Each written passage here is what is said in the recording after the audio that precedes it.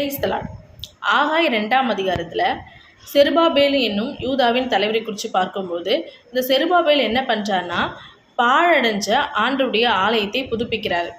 அப்படி புதுப்பிக்கும் போது ஆண்டவர் அவரை பார்த்து சொல்கிறாரு, செருபாபேலின் கைகள் இதை தொடங்கினது, அவன் கைகளே இதை முடித்து தீர்க்கும். ஆலயத்தை கட்டும் பொழுது ஆண்டவர் சொல்கிறாரு, ஆண்டவருடைய வசனம் என்ன சொல்லுதுன்னா, பூமி எங்கும் சுற்றி திரிகிறவர்களாகிய கர்த்தருடைய 7 கண்களும் செருபாபேலின் கையில் இருக்கிற தூக்கு நூலை சந்தோஷமாக பார்க்கிறதாம். கொத்தனாருக்கு கையிலலாம் இருக்கும்ல அந்த லெவல் பார்க்குற ஒரு நூல், அதுக்கு பேர் தான் தூக்கு நூல். அந்த தூக்கு நூல் செருபாபேல் கையில் இருக்கும்போது பூமி எங்கும் சுற்றி பார்க்கிறவர்களாகிய கர்த்தருடைய 7 கண்கள், பூமி எங்கும் உலாவே இருக்கிற 7 கண்களும் அவர் கையில் இருக்கிற தூக்கு நூலை ரொம்ப சந்தோஷமாக பார்க்குதான். எதனால் ஆண்டோடைய 7 கண்கள் பார்த்ததுன்னு சொன்னால், அவரை பார்த்து சந்தோஷப்படுதுன்னு சொன்னால், அவர் ஆலயத்தை கற்றார். ஆகாய் 2ஆம் அதிகாரத்தில் ஆண்டவர் பார்த்து சொல்கிறாரு, நீங்கள் உங்கள் வழிகளை சிந்தித்து பாருங்கள், நீங்கள் திரளாய் விதைக்கிறீங்க.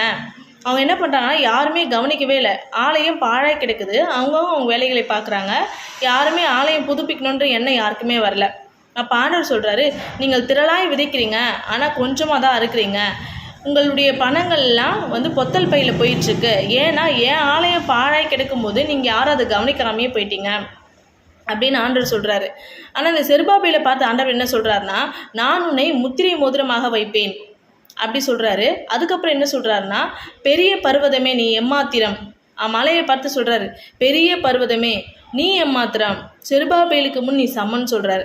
ஆண்டவர் அந்தளவுக்கு செருபாபேலுக்கு ரொம்ப பிடிக்குது. ஏன்னா ஆண்டவர் அந்தளவுக்கு செருபாபேலுக்கு ரொம்ப பிடிக்குது. ஏன்னா ஆண்டவருடைய ஆலயத்தை அவர் கட்டுறாரு, அதனால் அப்படி சொல்கிறாரு.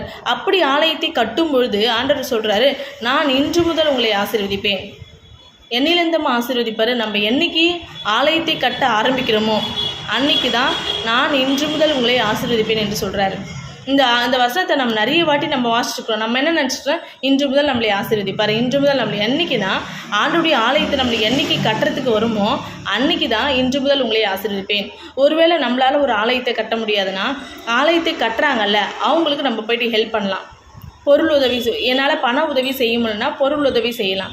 இப்படி பொருள் உதவி என்னால் செய்யணும்னா கண்டிப்பாக நம்ம எல்லாராலையும் உடல் உழைப்பை தர முடியும். அப்படி உடல் உழைப்பை தரலாம். அப்படி நம்ம ஆலயத்தை கட்டும் பொழுது ஆண்டவருடைய கண்கள் நம்மளையும் சந்தோஷமே பார்க்கும். கர்த்தர் தாமே இந்த வார்த்தையை ஆசீர்வதிப்பாராக. ஆமென்.